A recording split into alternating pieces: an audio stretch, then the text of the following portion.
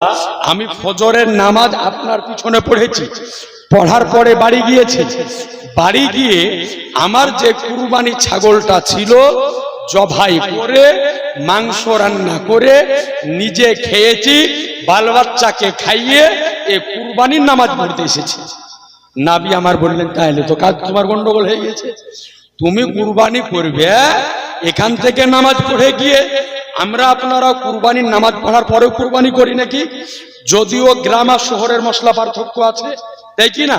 কিন্তু আমরা কুরবানির ঈদের নামাজ পড়ার পরে কুরবানি জবাই করি। তো ওই সাহাবী বলতেছেন, ইয়া রাসূলুল্লাহ, আমি কুরবানির নামাজ পড়তে আসার আগে কুরবানি জবাই করে দিয়ে মাংস খেয়ে চলে এসেছি। তো নবী আমার বললেন, এটা তোমার কুরবানি হয়নি, এটা তোমার গোশতের ছাগল হয়ে গিয়েছে।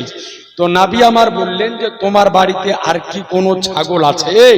তো বললেন, ইয়া রাসূলুল্লাহ, আমার বাড়িতে একটাই ছাগল আছে, কিন্তু তার বয়স এখনো 1 বছর পূর্ণ হয়নি।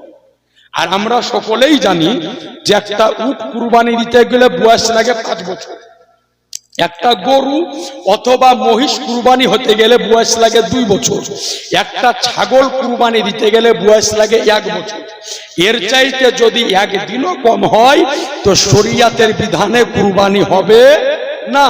তো নবীকে বলছেন, ইয়া রাসূলুল্লাহ, আমার বাড়িতে যে ছাগলটা আছে এখনো 1 বছর পূর্ণ হয় নাই, তো ওই ছাগলটাকে আমার জন্য কুরবানি করা জায়েজ হবে? তো সঙ্গে সঙ্গে আমার রাসূলুল্লাহ বললেন যে যাও, যে ছাগলটা এখনো 1 বছর পূর্ণ হয় নাই, আজকের দিনে তোমার জন্য ওই ছাগলটাকে কুরবানি করা জায়েজ করে দিলাম। সুবহানাল্লাহ। বোঝা গেল যে আমার আপনার মতো কোন আলেমের পক্ষে 1 বছরের কম ছাগল বয়সের ছাগলকে কুরবানি করা জায়েজ করে দেওয়া সম্ভব হবে না, কিন্তু নবী আমার জায়েজ করে দিয়েছেন। তাহলে বোঝা গেল যে নবীকে আমার আল্লাহ শরীয়তের মালিক বানিয়েছেন, নবীকে আল্লাহ তরিকাতের মালিক বানিয়েছেন, নবীকে আল্লাহ হাকিকাতের মালিক বানিয়েছেন, নবীকে আল্লাহ মারিফতের মালিক বানিয়েছেন, এমনকি নবীকে মহান আল্লাহ স্বয়ং জান্নাতের মালিক বানিয়েছেন। নবীকে আমার আল্লাহ জান্নাতেরও মালিক বানিয়েছেন। এই কথা আপনাকে এই জন্য বললাম যে নবীকে আমার আল্লাহ জান্নাতের মালিক বানিয়েছেন, অর্থাৎ নবী নিজে নিজে নয়, নবীকে আমার আল্লাহ দান করেছেন, তাই নবী আমার মালিক।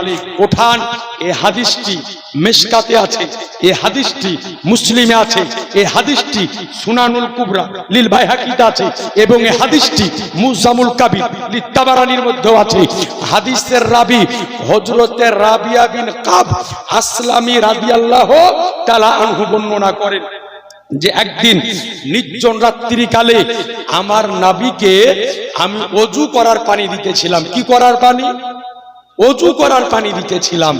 তো নবীকে আমার ওযু করার যখন পানি দিতেছি, তো নবীর আমার রহমত জোশে চলে এসেছে। আসার পরে নবী আমার বলতেছেন, আয়ে রাবিয়া বিন কাব সাল, রাবিয়া বিন কাব চাও, তুমি কি চাইতেছো? সুবহানাল্লাহ। মুসলিমের ভাষাতে এসেছে, এ রাবিয়া বিন কাব সালনি, রাবিয়া বিন কাব তুমি আমার নিকটে চাও। সুবহানাল্লাহ বলেন। আজ ওয়াহাবিরা বলে না যে আল্লাহ ছাড়া কারো কাছে চাহা জায়েজ নাই, বলে কি বলে না? বলে আল্লাহ ছাড়া কারো কাছে চাইলে শিরিক হয়ে যাবে। গাধার বেটা, বোকার বেটা বোকা। কেউ অন্য কারো কাছে চাইলে আল্লাহ মনে করে চাহে? কেউ আল্লাহ মনে করে চাহে? কেউ চাহে না। যেমন আপনাকে বলি, এই যে এই জায়গায় জালসাটা হচ্ছে, এই প্রোগ্রামটা হচ্ছে, এই প্রোগ্রাম করতে একটা খরচ হয়েছে না? হয়নি? খরচ হয়েছে।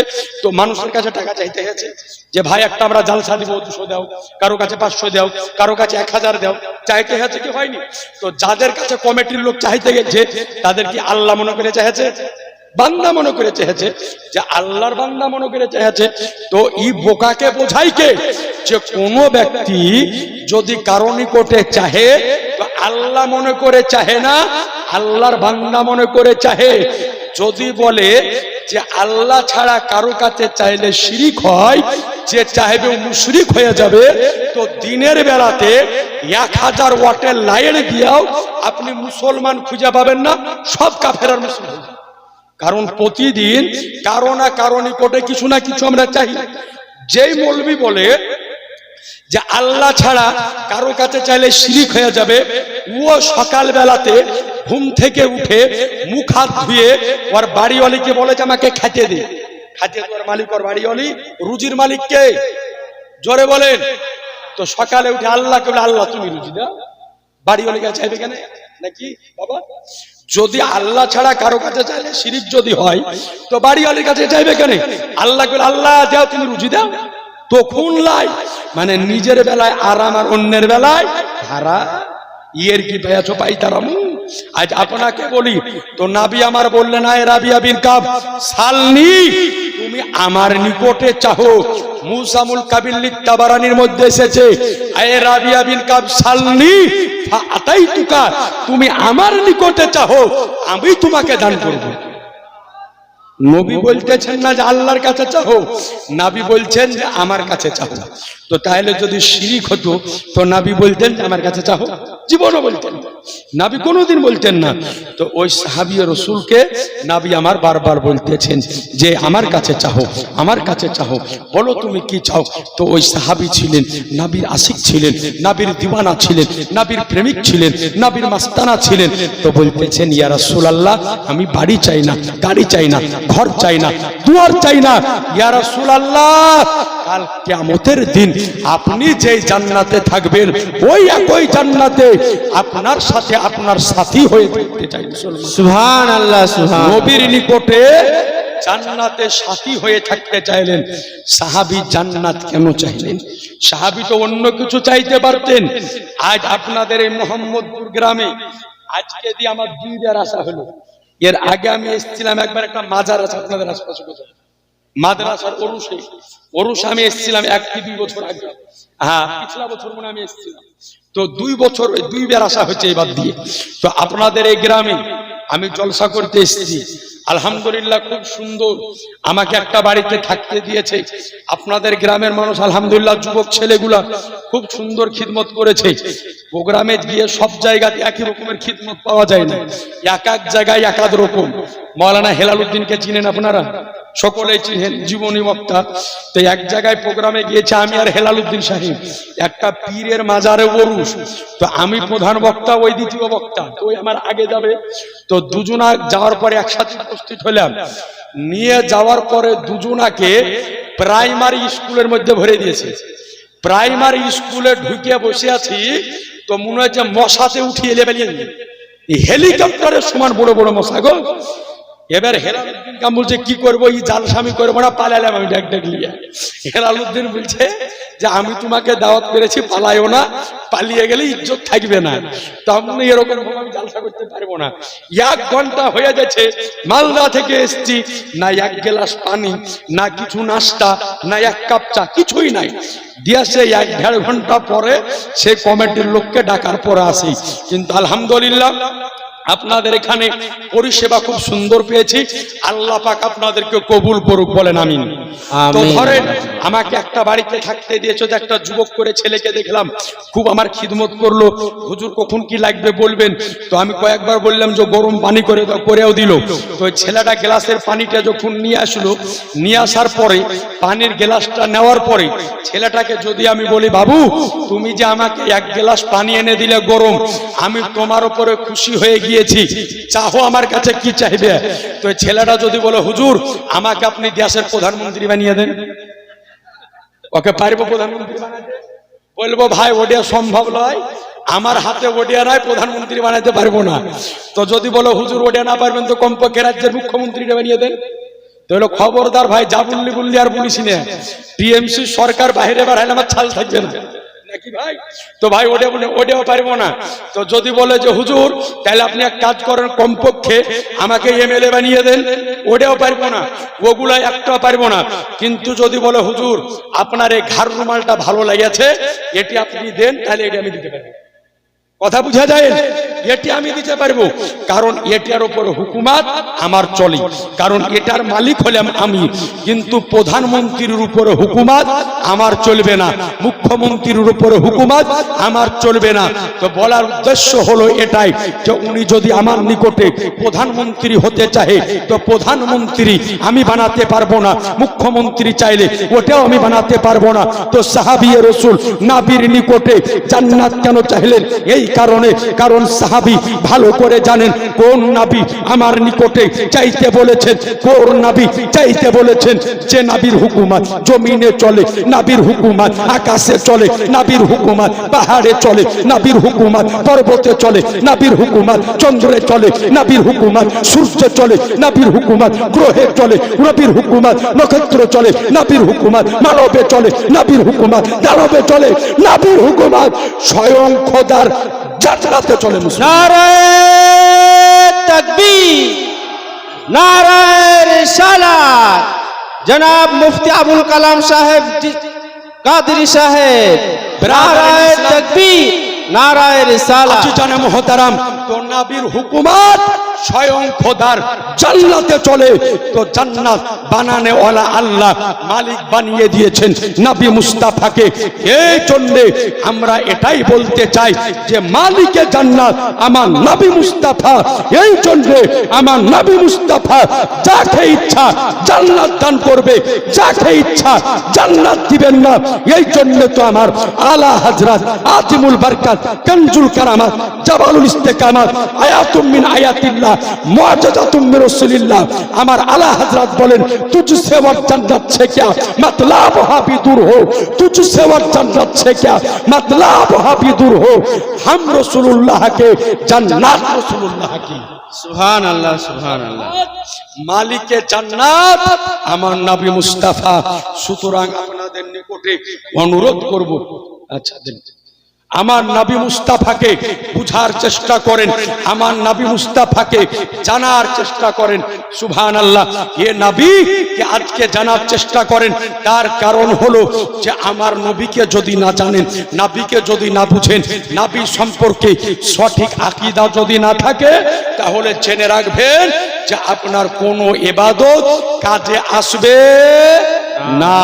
আজি জানে মোহতারাম, একবার দরুদে পাক আল্লাহুম্মা সাল্লি আলা সাইয়্যিদিনা মাওলানা মুহাম্মদ ওয়া আলা আলি সাইয়্যিদিনা মাওলানা মুহাম্মদ সাল্লু আলা মুহাম্মাদিন সাল্লু আলা মুহাম্মাদ। হরদম জবান সে নিকালো পাক নামে মুহাম্মদ। হরদম জবান से निकालो शफीआना मुहम्मद সাল্লাল্লাহু তাআলা আলাইহি সাল্লাম। আজি জানে মোহতারাম, আপনাদের নিকটে অনুরোধ করব যে এই নবী সম্পর্কে সঠিক আকীদা রাখুন। যাই হোক, কটা কাগজ এসছে, কাগজের উত্তরকে লাগে দিয়ে দিন, নাকি বলছেন? একটু ভালো করে শুনেন, তারপর বক্তব্য শেষের দিকে নিয়ে যাব। আচ্ছা, 1 নম্বর প্রশ্ন এসছে যে কোন ব্যক্তির যদি আকিকা দেওয়া না থাকে তার কি কুরবানি দেওয়া যাবে? দেখেন, আকিকার সঙ্গে কুরবানির কোনো সম্পর্ক নাই। কথা বুঝতে পেরেছেন? আকিকা হলো এক জিনিস, কুরবানি হলো আরেক জিনিস। যদি কোনো ব্যক্তির নামে আকিকা না যদি থাকে, দেওয়া না থাকে, আর ওই ব্যক্তি যদি সাহেবে নেশাব যদি হয়, এর পরেও তাকে কুরবানি দিতে হবে। আকিকা যদি না করতে পারে তো গুনাহ হবে না, পাপ হবে না। কিন্তু সাহেবে নেশাব যে ব্যক্তি, ওই ব্যক্তি যদি কুরবানি না করে তাহলে ওই ব্যক্তি গুনাহগার হবে। তো সুতরাং আকিকার সঙ্গে কুরবানির সম্পর্ক নয়। আকিকা না থাকলেও কুরবানি দেওয়া যাবে, অসুবিধা নেই। 2 নাম্বার, 12 রবিউল আউয়ালের জুলুস করা সঠিক নিয়ম কি? জুলুস বুঝতে গেলে যে মিছিল আমরা করি নবীর ব্যাপারে, আপনাকে এটা বলে দিই, তারপরে ওই ব্যাপারে একটা বড় প্রশ্ন আছে, ওটার উত্তর বিস্তারিত দিতেছি। যে জুলুস করার সঠিক নিয়ম হলো যে এই দিন সকালবেলায় গোসল করে ভালো পরিষ্কার পরিচ্ছন্ন কাপড় পরিধান করে আতর খুশবু লাগিয়ে একটি ইসলামিক পতাকা হাতে নিয়ে নারায়ের তাকবীর নারায়ের সালাতে ধ্বনি দিতে দিতে রাস্তা পরিক্রমা করা, এটাই হলো সঠিক নিয়ম। ডিজে বাজিয়ে নাচানাচি করে হুই হল্লোড় করে এইভাবে জুলুস করা, এটা হচ্ছে নিয়মের বাইরে। এইভাবে জুলুস করা যাবে না, এটা হচ্ছে একটা ইসলামিক কাজ। সুতরাং এর মধ্যে কোনো প্রকারের বিশৃঙ্খলা করা যাবে না। শৃঙ্খলা বজায় রেখে আদব বজায় রেখে আল্লাহর ওয়াহদানিয়াতের নবীর রিসালাতের নারা এবং বিশ্ববাসীকে শান্তির বার্তা পৌঁছে দিতে হবে। এটাই হলো জুলুস করা সঠিক নিয়ম। আচ্ছা, এবার এসেছে যে আসসালামু আলাইকুম, সকলে বলেন ওয়ালাইকুম সালাম। জনাব আশা করি ভালো আছেন? জি আলহামদুলিল্লাহ ভালো আছি।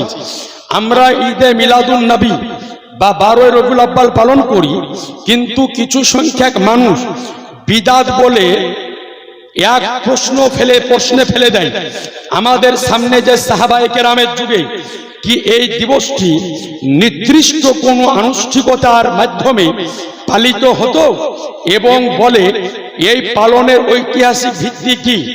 আরো বলে যে 12 রবিউল আউয়ালকে কেন্দ্র করে মিলাদ মাহফিল এবং জাসনে জুলুস নাজাইজ এই সম্পর্কে বিস্তারিত বলুন। আমি ভালো করে জানি যে ঈদে মিলাদুন নবীর মাস যখন আসে তো মুমিন মুসলমানদের অন্তরের ভিতরে খুশির জোয়ার জাগে, আর আরেক শ্রেণীর টুপি দাড়িওয়ালা ব্যক্তি ওদের গায়ে খুজলি অ্যালার্জি সৃষ্টি হয়। আপনার নিকটে আরজ করি, আমরা যে ঈদে মিলাদুন নবী পালন করি, এই ঈদে মিলাদুন নবী সম্পর্কে কোরআনেও আছে হাদিসেও আছে। যদি বলে যে এই রকম লাইটিং লাগিয়ে এই রকম প্যান্ডেল করে এই রকম ভাবে আনুষ্ঠানিকতার সাথে কি নবীর এই জন্মদিবস বা মিলাদুন নবী পালিত হতো, তো যদি দেওবন্দ প্রশ্ন করে বা আহলে হাদিস প্রশ্ন করে, সুন্নি ভাইদের নিকটে একটা কথা বলে যায় যে কোন প্রশ্ন কোন ওয়াহাবি লামুঝাবি যদি করে তো চট করে তার প্রশ্নের উত্তর দলিল ভিত্তিক না দিয়ে তাকে পাল্টা প্রশ্ন করতে শিখুন। কারণ কিছু কিছু প্রশ্নের উত্তর প্রশ্নের মধ্যে লুকায়িত থাকে। আজ বর্তমান সময় ভারত, বাংলাদেশ, পাকিস্তানে একাধিক জায়গাতে ওয়াহাবিদের সালাফি কনফারেন্স হয়, যেখানে লাইটিং লাগিয়ে আনুষ্ঠানিকভাবে বড় করে মাহফিল হয়, প্রোগ্রাম হয়। তো তাকে জিজ্ঞাসা করেন এই যে সালাফি কনফারেন্স, এই কনফারেন্স নবীর যুগে ছিল কি, সাহাবীর যুগে ছিল কি, তাবেঈনের যুগে ছিল কি? কোন সাহাবী আনুষ্ঠানিকভাবে লাইটিং লাগিয়ে এই রকম ভাবে মাইক লাগিয়ে সালাফি কনফারেন্স করেছে? ও যত দূরের কথা, ওর বাপ উত্তর দিতে পারবে না। উত্তর কি দিবে? যে কনফারেন্স হয় সালাফি কিন্তু প্রচার হয় দ্বীন ও ইসলামের। তো আপনিও বলে দিবেন আমার উত্তর হলো ওটাই, মাহফিল হয় মিলাদুন নবীর কিন্তু প্রচার হয় দ্বীন ও ইসলামের। আজকে আলোচনা হয় নবীর সুন্নাতের, আলোচনা হয় নামাজ ও রোজার, আলোচনা হয় হজ ও যাকাতের। বলেন মুসলমান, এই মিলাদুন নবীর মাধ্যম দিয়ে মানুষের নিকটে এই যে ইসলামিক শরিয়াত বার্তাগুলি পৌঁছায়, এগুলা কি ভালো না খারাপ? ওই জোরে বলেন ভালো। এবার বলতে চাই, প্রশ্ন এসছে যে সাহাবায়ে কেরাম করেছেন না করেননি? জি করেছেন। মিশকাত শরীফ 2য় খণ্ড পৃষ্ঠা নাম্বার 579। এই রকম কাইফিয়ত ছিল না, প্যান্ডেল ছিল না, লাইটিং ছিল না। এই রকম লাইটিং সাহাবীদের যুগে ছিল, এরকম মসজিদ সাহাবীদের যুগে ছিল। কিন্তু কি ছিল? নবীর আলোচনা ছিল। আব্দুল্লাহ ইবনে আব্বাস থেকে হাদিসটি বর্ণিত। যদি কারো নিকটে অরিজিনাল মিশকাত, যেটা জামিয়া আশরাফিয়া থেকে ছাপা, যদি থাকে হাজির করে, হাদিসটা বের করে এখনই দেখিয়ে দিতে পারবো। 579 পৃষ্ঠার মধ্যে বর্ণিত হয়েছে যে একদিন সাহাবায়ে কেরাম এক জায়গাতে একত্রিত হয়ে বসে পূর্বের নবীদের জীবনী নিয়ে আলোচনা করতেছেন। সুবহানাল্লাহ বলেন। পূর্বের নবীদের জীবনে নিয়ে আলোচনা করতেছেন। ওই জায়গাতে আমার নবী গিয়ে উপস্থিত হলেন, তো জিজ্ঞাসা করলেন তোমরা কি করতেছো? তো তাদের মধ্যে বললেন ইয়া রাসূলুল্লাহ, আমরা পূর্বের আম্বিয়ায়ে কেরামদের ব্যাপারে আলোচনা করতেছি। কেউ বলতেছে হযরতে আদম ছিলেন শাফিউল্লাহ, কেউ বলতেছেন নূহ নবী ছিলেন নাজিউল্লাহ, কেউ বলতেছিলেন ইব্রাহিম ছিলেন খালিলুল্লাহ, কেউ বলতেছিলেন ইসমাইল ছিলেন জাবিউল্লাহ, কেউ বলতেছে যে হযরতে মুসা ছিলেন কালিমুল্লাহ, কেউ বলতেছেন ঈসা ছিলেন রূহুল্লাহ। তো সঙ্গে সঙ্গে তাদের কথা শুনে নবী আমার বললেন আনা হাবিবুল্লাহ ওয়ালা ফাকারা, আমি হলাম আল্লাহর হাবিব, কিন্তু এর উপরে আমি কোনো অহংকার করি না। মুসলমান, তাহলে বোঝা গেল ওই জায়গাতে নবী আমার নিজের সম্পর্কে এক নয় দুই নয় একাধিক কথা ওই জায়গায় বর্ণনা করেছেন। তাহলে বোঝা গেল ওইভাবে নবী আমার নিজের আলোচনা নিজে করেছেন। নবীর মিলাদ বছরে একদিন নয়, সুন্নি জামাতের মানুষেরা নবীর মিলাদ 12 মাস করে কি করে না? নবীর মিলাদুন নবী হয়েছে 5 সেপ্টেম্বর, আপনাদের এই যে অনুষ্ঠান হয়েছে 8 সেপ্টেম্বর, পড়ে গেছে 9 সেপ্টেম্বর, পড়েনি? 12টা পার 9 সেপ্টেম্বর। তো যদি আমরা একদিনই মিলাদ করতাম, তো আজকের তো অনুষ্ঠানটা ঈদে মিলাদুন নবী উপলক্ষেই নাকি? ঈদে মিলাদুন নবী। তো বলার উদ্দেশ্য এটাই যে ঈদে মিলাদুন নবী এই যে পালন করি আপনার, এটা নবীও করেছেন সাহাবায়ে কেরামও করেছেন। নবী আমার নিজের মিলাদ নিজের রোজা রাখার মাধ্যম দিয়ে পালন করেছেন। আপনি উঠান মুসলিমে হাদিস, মেশকাতে হাদিস, নবী আমার প্রতি সোমবার করে রোজা রাখতেন এবং নবীকে জিজ্ঞাসা করা হলো ইয়া রাসূলুল্লাহ, আপনি সোমবার করে রোজা কেন রাখেন? তো নবী আমার বললেন এই দিনে আমি জন্মগ্রহণ করেছি। তো নবী তো নিজের জন্মদিন রোজার মাধ্যম দিয়ে নিজেই পালন করেছে নাকি? বলছেন এইবার চলুন, এগুলা গেল আমাদের দলিল, তাই কি না? এগুলা গেল আমাদের দলিল। কথা আমার ভালো করে বুঝিয়েন, বিস্তারিত উত্তরটা আমি দিয়ে দিই। আমার বাড়ি হচ্ছে নতুন গ্রাম, আমরা 5 ভাই। আমার এক ভাই যদি বলে আপনাদের কাউকে যে আমার যে মৌলবি ভাইটা জালসা করে বেড়ায়, এই ভাইটা হলো পাগলা, কথার কথা যদি বলে দেয়, তো এবার আপনি শুনলেন কার কাছে? আমার ভাইয়ের নিকট। তো আপনি আমাকে বলছেন মুফতি সাহেব আপনার আপন ভাই বললো যে আপনি নাকি পাগলা, তো আমার আপনাকে গাইল দেওয়া মূর্খমাও হবে, আমাকে দলিল চাইতে হবে আমার ভাইয়ের কাছে নাকি? যেহেতু আপনি দলিল দিয়েছেন আমার ভাইয়ের, তো এইবার চলুন তাদের যদি দেওবন্দ যদি হয়, দেওবন্দ যদি দেওবন্দ আপনাকে প্রশ্ন করে, দেওবন্দের ঘরানার বড় পীর নাম হলো হাজী ইমদাদুল্লাহ মুহাজিরে মাক্কি, তার লেখা কিতাব কুল্লিয়াত ইমদাদিয়া এবং তার লেখা কিতাব ফাইসালে হাফতে মাসলা 7 এবং 8 পৃষ্ঠার মধ্যে দেওবন্দীদের বড় বাপ হাজী ইমদাদুল্লাহ মুহাজিরে মাক্কি নিজে লিখেছেন যে আমি প্রতি বছর আমার বাড়িতে মিলাদ করি এবং দাঁড়িয়ে নবীর শানে কিয়াম করি। এখন দলিল যদি নিতে হয় তো দেওবন্দীদের বড় বাপ ইমদাদুল্লাহ মুহাজিরে মাক্কির কাছে চলে যাও যে আপনি মিলাদ কিয়াম করলেন, তার দলিল আমি কেন দিব নাকি ভাই? তার কাছে চলে যাও। এবার যারা বুকের ওপরে হাত বাঁধে ওয়াহাবি আহলে হাদিস, তারা যদি প্রশ্ন করে, তাদের বাপের বাপের বাপ নাম হলো তার ইবনে তাইমিয়া, তার লেখা কিতাব ইক্তেদাউ সিরাতে মুস্তাকিম 2য় খণ্ড 126 পৃষ্ঠা, তার মধ্যে ইবনে তাইমিয়া লিখেছে যে নবীর মিলাদ কোন ব্যক্তি যদি সঠিকভাবে পালন যদি করে তো আল্লাহ তাকে অনেক সওয়াব এবং নেকি দান করবেন। তাহলে যান জিজ্ঞাসা তাদেরকে করেন, আমাদেরকে করার দরকার নাই যে তোমরা দলিল দিয়েছো কোন কিতাব আছে তোমরা বলো, আমাকে জিজ্ঞাসা করা লাগবে নাকি ভাই? তাহলে কথা বুঝে নিলেন, এই হচ্ছে বিষয়। সুবহানাল্লাহ। তারপরে প্রশ্ন এসেছে সুদখোর ও মাতালদের সাথে কুরবানি দেওয়া যাবে কি যাবে না? বাপরে, আজ বর্তমানে অরিজিনাল কথা যে আপনাকে কি বলবো, যে এই সুদখোর মুসলমানের মধ্যে বেশি। আপনি খোঁজ লিয়া দেখবেন যে এক একটা গ্রামে এমন এমন লোকে সুদ খায় যে ওর কথার ওর চেহারা দেখে মনে হবে যে ও জান্নাত থেকে পালিয়ে আসালো। ওর চেহারা দেখে মনে হবে যে জিবরাইলের পেছনে নামাজ পড়ালো। কিন্তু খোঁজ লিয়া দেখবেন যে পাকা সুদ, ও খাই সুদ, কিন্তু সুদ বলে না, ইংরেজিতে বলে ইন্টারেস্ট। মানে সুদ বললে খারাপ লাগছে, তার লেগে বলে যে ইন্টারেস্ট। দেখেন, কোন ব্যক্তি যদি সুদ ছাড়া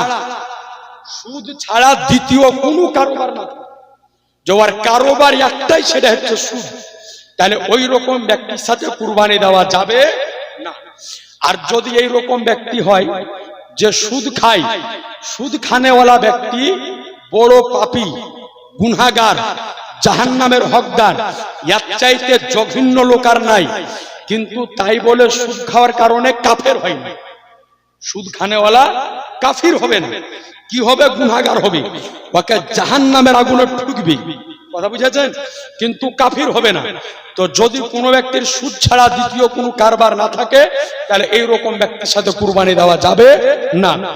মাতাল বলতে মদখোর, হ্যাঁ, যদি মদখোর ব্যক্তি যদি হয় তো চেষ্টা করবেন যে মদখোর ব্যক্তির সাথে কুরবানি না দেওয়া। ভাগায় যিনারা কুরবানি দেন, চেষ্টা করবেন যে যাদের হালাল ইনকাম আছে, ভালো ব্যক্তি, তাদের সাথে ভাগা ধরবো, আর যারা মাতাল গেল আছে তাদেরকে আলাদা করে দিবেন। জমি বন্ধক দেওয়া নেওয়া হারাম না হালাল, এটা একটু বিস্তারিত বলতে হবে। এইতে বিশেষ করে আমাদের পশ্চিমবঙ্গের অনেক এলাকা জড়িত এই জমি বন্ধক নেওয়া দেওয়া। দেখেন, জমি বন্ধক নেওয়া দেওয়াতে হারাম পদ্ধতিও আছে, হালাল পদ্ধতিও আছে। ভালো করে কথা বুঝবেন, হারাম পদ্ধতিও আছে, হালাল পদ্ধতিও আছে। জমি বন্ধক রাখা হলো হালাল। মশলাটা বলি, জমি বন্ধক রাখা হালাল। আমি আগে বলি যে কেমন করে আপনারা করেন। ধরেন যে এই বাবাজির 1 বিঘা জমি, এই বাবাজির 1 বিঘা জমি আপনার নিকটে বন্ধক রাখবে। এই জন্য আপনি বাবাকে 1 লাখ টাকা দিবেন, আর তার পরিবর্তে ওই 1 বিঘা সম্পত্তি আপনার নিকটে থাকবে। এত দূর পর্যন্ত হালাল আছে, কিন্তু এই সম্পত্তি আপনি ভোগ করতে পাবেন না। যদি ভোগ করেন তো যতটা ভোগ করবেন সব সুদ হয়ে যাবে। কথা বুঝতে পেরেছেন? তো তাইলে আমি কেন রাখবো? কারণ হলো এটাই, সুনানে আবু দাউদের মধ্যে হাদিস আছে যে নবী আমার ঘোড়া বন্ধক রাখতেন সিকিউরিটি হিসাবে। যে একজন ব্যক্তির কাছে টাকা নিল তো তার পরিবর্তে সিকিউরিটি হিসাবে ঘোড়া রাখতেন, আপনার অন্য জন্তু জানোয়ার রাখতেন। তো আপনি যে 1 লাখ টাকা দিলেন, ওই 1 লাখ টাকার পরিবর্তে সিকিউরিটি হিসাবে 1 বিঘা সম্পত্তি আপনার নিকটে রাখবে, কিন্তু ওই সম্পত্তি আপনি ভক্ষণ করতে পাবেন না। তাহলে ভক্ষণ করার হালাল পদ্ধতি আছে, পদ্ধতিটা বলে দিই যে হালাল পদ্ধতি কি। এটা আপনাকে লিজ সিস্টেম করতে হবে, ভাড়া সিস্টেম। কথা বুঝাচ্ছেন? আপনি বলে দিলেন যে আমার 1 বিঘা সম্পত্তি তোমার নিকটে থাকলো, পরিবর্তে 1 লাখ টাকা নিলাম, আর তুমি যে আমার সম্পত্তি খাবা, এই খাওয়ার পরিবর্তে প্রত্যেক বছর এই জমির আমাকে 2000 করে ভাড়া দিতে হবে। তাইলে হালাল হয়ে যাবে। আপনি 1 টাকাও ভাড়া রাখতে পারেন, 200 টাকাও রাখতে পারেন, তাহলে এটা তো লিজ সিস্টেম হয়ে যাবে। মশলাটা বুঝতে পেরেছেন কি? তাহলে এটা লিজ সিস্টেম হয়ে যাবে। এবার টাকাও থাকলো, আর বছর বছর আপনি ভাড়া দিয়ে দিলেন। এবার টাকা যখন আপনি ফেরত দিবেন, ওই সময়তে ওই ভাড়া হিসাব করে কেটে নিয়ে বাকি টাকা ওনাকে ফেরত দিয়ে দিলেন। দেখা গেল বছরে 5000 টাকা ভাড়া, 5 বছর জমিটা খেলো, 5 25,000 কেটে নিয়ে বাকি 75,000 আপনি ঘুরিয়ে দিলেন। মশলাটা বুঝতে পারলেন? এইভাবে হালাল হবে। কিন্তু দেখা গেল যে 1 লাখ টাকা নিয়ে ও বসে আছে, আর ও বাবু জমিবার খেয়ে যাচ্ছে, নেওয়ার সময়তে আবার 1 লাখই ফেরত নিয়ে নিল। ওই যতদিন সম্পদ ভক্ষণ করবে এটা পরিপূর্ণ সুদে গণ্য হয়ে যাবে। মশলা বুঝে নিলেন কিনা? এই জন্য আপনাকে ভাড়া সিস্টেম করতে হবে, এই জন্য লিজ সিস্টেম করতে হবে, এটা হালাল করতে হবে। আচ্ছা, এরপরে ছেলেরা সোনার আংটি ও গলার চেন পরতে পারে? জি না। ছেলেদের জন্য সোনা এবং চাঁদি গলার চেন হোক আপনার পরা হারাম যাবে না। শুধুমাত্র ছেলেরা একটা চাঁদির 4 আনার আংটি, 4 মাসা, ছেলেরা একটা 4 আনার 4 মাসার একটা আঙ্গুঠি একটাই পাথর দিয়ে একটাই আঙ্গুলে পড়তে পারে, এটা জায়েজ আছে। এছাড়া গলায় মালা, এছাড়া হাতে সোনার আংটি এসব পরা যাবে না, চাহে ওটা শ্বশুর বাড়ির হোক, শালির দেওয়ার হোক আর শালার দেওয়া হোক, পরা যাবে না, একদম করতে পারবে না। বেটা ছেলে তো নিজেই শোনা, তুই আবার শোনাবি এখানে না, কি বলছেন? বেটা ছেলে নিজেই শোনা, খবরদার কোন বেটা ছেলে সোনার জিনিস যেন ব্যবহার না করে, একদম না। কিছু বেটা ছেলেকে দেখি যে ও একেবারে পেটের লাভি পর্যন্ত চান্দির মালা লটকিয়া মাঝখানে একটা গিট মারে, মারার পরে সাইকেল চালিয়ে বেড়ায় রোডে রোডে। খবরদার, এইরকম করা যাবে না। একটাই চাঁদির আংটি পরবে, 4 আনার 4 মাসার, কথা বোঝা গেল? এছাড়া পড়তে পাবেন না। গয়না যদি পরাইতে হয়, গয়না যদি পরাইতে হয় তো আপনার বাড়িওয়ালিকে মাথা থেকে পা পর্যন্ত পরিয়ে দেবেন। জি, সোনার আর চাঁদির গয়না মাথা থেকে পা পর্যন্ত পরিয়ে দেন, অসুবিধা নাই, কিন্তু পুরুষ মানুষ পাবে না। আচ্ছা, আসসালামু আলাইকুম। সকল ওয়ালাইকুম সালাম। জুমার নামাজের পরে জোহরের নামাজের জামাতের সাথে এবং জামাত করে যদি কি লেখাছে করে যদি পড়া যায় তাহলে ইমাম সাহেবরা পড়ায় না কেন, একটু এই সম্পর্কে কিছু বলবেন। দেখেন, আমরা হলাম হানাফি মাযহাবের মানুষ, কথাটা ভালো করে বুঝে যাই। এই বিষয় নিয়ে গ্রামে জুমার নামাজ পড়াকে কেন্দ্র করে গত বছর উত্তর দিনাজপুরের রাশাখাওয়াতে মুনাজারা হয়েছিল। মুফতি জুবাইর হোসেন সাহেব আমাদের হুজুর কেবলা গিয়েছিলেন। তো বিষয় হলো যে হানাফি মাযহাব অনুযায়ী গ্রামে জুমার নামাজ চলবে না, জায়েজ নাই, কিন্তু যেই জায়গাতে শুরু হয়ে গিয়েছে ওখানে বন্ধ করা যাবে না। এই জন্য মশলা হলো যে গ্রামে জুমার দিনে জুমার নামাজ পড়ার পরে জোহরের নামাজ জামাত সহকারে পড়তে হবে, কিন্তু পড়া হয় না কেন? এই কারণে যে যদি জুমার দিনে জোহরের নামাজ জামাত সহকারে পড়া হয় তো অনেক জায়গায় বড় ধরনের ফিতনা সৃষ্টি হবে, ফাসাদের সৃষ্টি হবে, অনেক জায়গায় চালু করতে গিয়ে মারপিট যুদ্ধ সৃষ্টি হয়েছে। এই কারণে বলা হয়েছে মশলার মধ্যে যে কমপক্ষে গ্রামের মানুষ যেখানে গ্রামে জুমার নামাজ পড়ে, যে জুমার নামাজ 2 রাকাত হওয়ার পরে দুয়ার পরে সর্বপ্রথম দাঁড়িয়ে সোজা 4 রাকাত জোহরের নামাজ পড়বে। কথা বুঝতে পারলেন? হ্যাঁ, সোজা 4 রাকাত জোহরের নামাজ পড়তে হবে, যেটাকে আমাদের সাধারণ ভাষাতে আখেরি জোহর বলে। পড়েন কি পড়েন না আপনারা? হ্যাঁ, ওটাই পড়ে নেবেন, বাস ওটাই পড়ে নেবেন, আর দরকার নাই। জামাত সহকারে যদি পড়তে যান অনেক জায়গায় ফিতনা ফাসাদের সৃষ্টি হবে।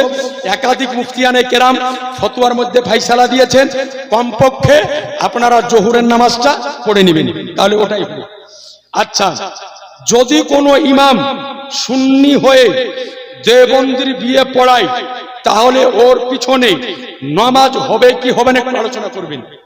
বিষয় হলো যে এই বিষয়ে যে কোনো ইমাম যদি দেওবন্দি বা ওহাবি কোন বাতিল ফেরকা বিবাহ যদি পড়িয়ে দেয় তো ওই ইমামের পিছনে নামাজ হবে না। নামাজ হলো মাকরুহে তাহরিমি, কতক্ষণ পর্যন্ত? যতক্ষণ না পর্যন্ত ওই ইমাম তওবা না করবে। ওই ইমামকে তওবা করতে হবে। ফতোয়ায়ে মারকাজে তারবিয়াতে ইফতা, ফতোয়ায়ে ফাইজুর রাসূল সহ একাধিক ফতোয়ার কিতাবে মসলা বর্ণিত হয়েছে যে ওই ইমামকে এলানি ভাবে ঘোষণা দিতে হবে, আমি যে বিয়েটা দেওবন্দির পড়িয়েছি ওই বিয়েটা বিয়ে হয়নি এবং বিয়ে পড়ার নজরানা যেটা পেয়েছে ওটাও ঘুরিয়ে দিতে হবে। মশলা বুঝা গেল? ওটাও ফেরত দিয়ে দিতে হবে। দেওবন্দি ওহাবিদের বিয়ে পড়ানো যাবে না, যাবে না, যাবে না। তবে কিছু কিছু গ্রামে ইমামকে চাপ দিয়ে বিয়ে পড়া করায়। অনেক গ্রামে যে না আপনাকে বিয়ে পড়াতে হবে। আপনাদের নিকটে অনুরোধ করব, একটা বিবাহ যদি একজন ইমাম পড়ায় তাতে ইমামের লাভ হয়, 500 টাকা পায়। গরম ভাত মাংস দিয়ে খেতে পাই, এরপরও ইমাম বিয়ে পড়াতে যায় না, তাহলে জানতে হবে এর পিছনে কোনো না কোনো কারণ আছে। আপনাকে বলে যাই যে এদের আকীদা কত নোংরা, এদের আকীদা কত জঘন্য, যে এদের সঙ্গে আপনি বিয়ে দিবেন তো দিবেন কেমন করে? ওহাবি দেবন্দীদের একজন বিখ্যাত লিডার, তাদের বড় আলেম, নাম হলো তার ইসমাইল দেহলভি। তার লেখা একটা কিতাব আছে, কিতাবটির নাম সিরাতে মুস্তাকিম। এই কিতাবের মধ্যে স্পষ্ট আকারে লিখেছে যে কোন ব্যক্তি নামাজ পড়তে পড়তে নামাজের ভিতরে বিবির সাথে যদি মিলামিশার খেয়াল আসে ওটাও ভালো, বাড়িতে বেঁধে রাখা ঘোড়া গাদার খেয়াল আসে ওটাও ভালো, কিন্তু নবীর খেয়াল এলে খারাপ। নাউজুবিল্লাহ বলবেন না? বলেন, এই কথা যেই ব্যক্তি বলবে তার সাথে সম্পর্ক রাখবেন? আরে মুমিন তো ওই ব্যক্তি, যেই ব্যক্তি মুমিন তো হলো ওই ব্যক্তি যারা নবীর পক্ষে তাদেরকে সাপোর্ট করবে। একজন মুমিন বন্ধুত্ব করে আল্লাহ আল্লাহ রসুলের লেগে, আর একজন মুমিন শত্রুতাও করে আল্লাহ আল্লাহর নবীর জন্য। সুতরাং খবরদার, এই সমস্ত ফেরকা থেকে দূরে থাকবেন। বলেন ইনশাআল্লাহ, জোরে বলেন ইনশাআল্লাহ। দরুদে পাক পড়েন, আল্লাহুম্মা